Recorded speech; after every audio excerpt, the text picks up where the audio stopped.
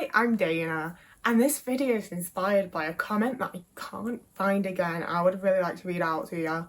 But the general sort of gist of it was that the person appreciated the way that I talk about autism and being autistic because it doesn't really get too positive and it's not all like, autism's a superpower, I love being autistic. But it also doesn't take the other route of like, being autistic's the worst thing in the world and I'm desperate for a cure. And in their opinion, I found like a pretty good little middle ground for it where it's honest and relatable and blah blah blah. I don't want to be like, I'm honest and relatable and authentic, but like I do try to be real. Like I'm just a person, you know? But the other side of that is obviously I do also make content about being autistic. And obviously I'm aware of like the stigma that so often comes around being autistic and the various ways that different people view being autistic. And due to that, I do, try to word things in a certain way and try to like stick with certain topics and talk about certain things because it is very important to me to have that middle ground when it comes to talking about being autistic and like living as an autistic person, because I do think it's a middle ground type of thing, to be honest with you.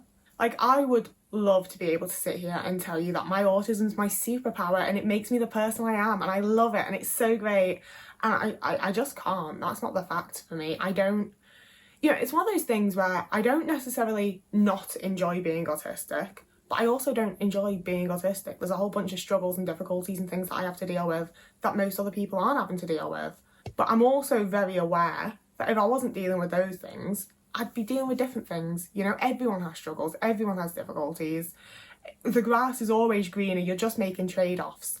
I don't think there's any point in getting down about it and being sad about it, and it's one of those things as well where I do think that often comes from a place of privilege, Like, if I had a support system, if I had people around me helping me out so that my life is easier, if I had people that were able to get me into a career and get me into education and get me jobs, all of those types of things, if I could feel like my home living general situation was safe and stable, if I could do something in the day that provided me with money to like be able to actually fund my own lifestyle, just those two things, I don't think I would like any longer feel negatives about being autistic, because the negatives that come from being autistic would largely be sorted there for me.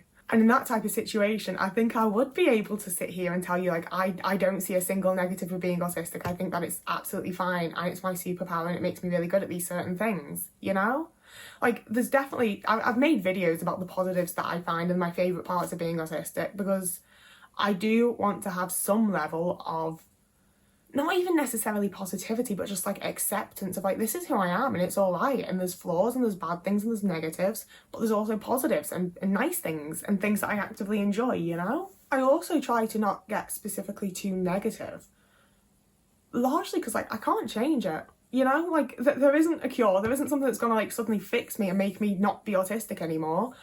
It's the way I am. That's just it. Like, I cannot change it.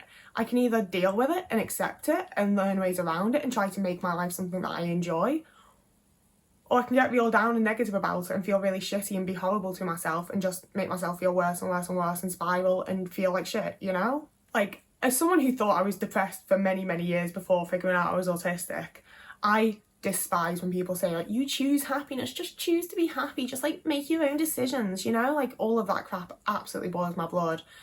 But when it comes to things where it's like, this is your life, this is not something you can change, this isn't something you can work around, like obviously you can work around it, like you can only work so far around being autistic for the most part, in my opinion. I could only work so far around it before I was like, oh, I've literally just stopped living life and I don't know what's wrong with me and I can't be a person. Like, treating it as some negative, horrible thing that you don't want isn't going to change anything. It's not going to help you any, in my opinion. Obviously, as always, all of this is based on me and my experience and just what I reckon. But it is one of those things that I very much think you just have to accept. It's just who I am. It's just a part of my life. This is the way that I live. This is me. This is my little corner of the world, And I think that's where, like, I found it very important to find a sort of balance of a level of isolating myself and a level of living in my own little bubble and be like, this is my life and this is how I need to live to benefit myself and to be able to continue living and be the healthiest, happiest version of myself. And the balance of like, well, how do other people live? Like, I do still want to be a part of society. I still want to be able to relate to people and meet people and like actively live a life outside of my little corner, you know? And it's nice having my little corner that's safe and to be able to come back to, but there has to be a balance there. And I think that for everybody on the planet, there also has to be a balance of, there's things about yourself you can change, there's things about yourself that you can fix and work on and grow and get better with. And there's base level things about yourself that's just who you are. And feeling bad about it isn't going to change anything. And similarly, getting super positive about it and being like, it's a superpower, isn't going to suddenly make it a positive thing if it isn't. There's a healthy little middle part there where it's just being who you are and being autistic. And it is a level of acceptance that, you know, like, I was diagnosed in 2019 and I still have rough days. I still have really, really fucking bad patches.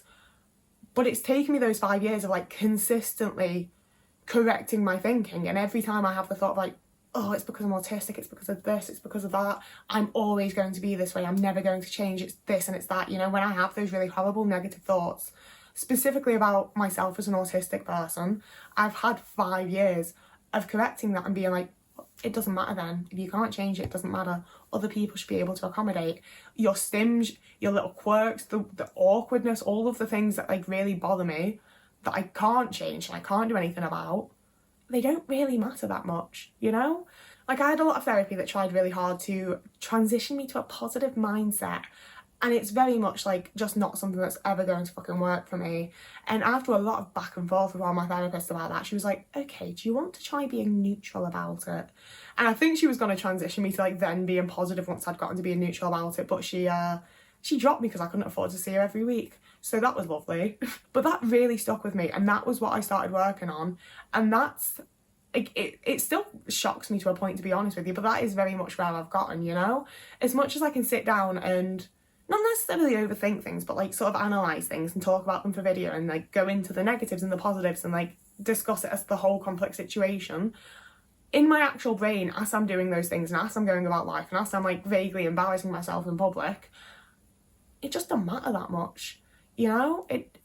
Like, if anyone remembers, they're just gonna laugh, and I laugh at lots of things. I find lots of things funny that I shouldn't. Is it really that shocking that someone's gonna laugh at me being a little bit awkward or whatever? Chances are I'm laughing along, to be honest. But just with every single thing, with every single negative thing when it came to like something that I can't change, and it is just a part of being autistic and that is just the way that I am, correcting that thought every single time and telling myself, no, it doesn't matter, no, it's not that big a deal, don't be so mean to yourself. If I saw another autistic person doing that, I wouldn't think negatively of them or be mean about it, so why am I being like that to myself, you know? Like, questioning myself and correcting myself for years. And I don't have to do that anymore, like, at least not so consciously, at least not every time, you know? And to be fair, I don't know if it's just that I don't have, like, the world's best self-esteem and self-confidence and that, but I don't think it's healthy to have, like, consistently only positive thoughts about yourself. I feel like that's really blocking off chances to grow and to realise, like, what flaws you have and what you should be working on and how to, like, improve and stuff. And, like, don't get me wrong, I don't think that you should be, like, constantly focusing on flaws. And I also think that when you are noticing things to work on, it's important to keep in mind that, like, everyone has things to work on. And chances are it's a pretty minimal thing, you know? Like, if this is stuff that you think about and that you're worried about in the way that I am, chances are you've been doing, like, little bits of correction the entire time because you want to grow and you are aware that, like, growing is a consistent and, like, ongoing thing. And it's very, very important to, like, sit with yourself and, like, notice the good things and notice the things that you've managed to fix and that you've worked on and gotten somewhere with and, that, like, the progress that's been made and things like that. That's why I say, like, there is very much a balance, you know? I don't always manage it, but it is there. Like, I do struggle to a point with wording for the topic on this and how to explain it, because it does so much just come down to, like, it's the way I am. I can't change it. And, like, full acceptance would be nice, but neutrality, am I saying that right? Neutrality, at the very least. That's what I want, you know? I don't need to, like, feel really good about myself. Like, it'd be nice, it'd be lovely, but I don't feel like a desperate thing to, like, feel really good about myself and feel really great and feel like I'm a good person, man. I just don't want to feel bad. I just don't want to feel like I'm a shitty one, you know? I'm very happy to just be content. I'm very happy to have the middle ground. And I think that does largely stem from, like, things have been so fucking rough for so long that just not being horrible is actually really, really nice. Like, if I just feel decent, that's actually delightful. It's much better than what I often have. Yeah, I did think this was going to be a lot longer, I won't lie to you. I thought I was going to have a lot more to say, but it does just so massively boil down to, like, you're fine. It's fine. Like, you know, I've just done my explaining of, like, how many years it's taken me of, like, consistent effort to get to this point. But I am at the point of, like, I just don't see me being autistic as anything other than me being autistic. It's just different from being neurotypical, you know? Like, I so massively do not view it as, like, a positive or negative. It's just the way I am. It's just different people are different types of people, and this is the type of people I am. So yeah, that's the video. Please do like and subscribe, because, like, Jesus Christ, I've really struggled with this one. I don't know why this is so much harder than other ones. Just be glad that you're getting so much extra content out of me this month, I suppose, because, like, I'm not the happiest with this one. I hope someone somewhere's gotten something out of it though, because that is the video. So yeah, like and subscribe. If you, I post on Tuesdays, Thursdays and Sundays usually, but I'm posting extra content for this month because December's fucking rough for people without families. Like, I'm people again. I also post pretty regularly over on TikTok and Instagram, and I'll link those down below if you want to follow me there. If you want to do things that aren't free for me, you can also follow me over on Patreon or donate to me over on Ko-fi.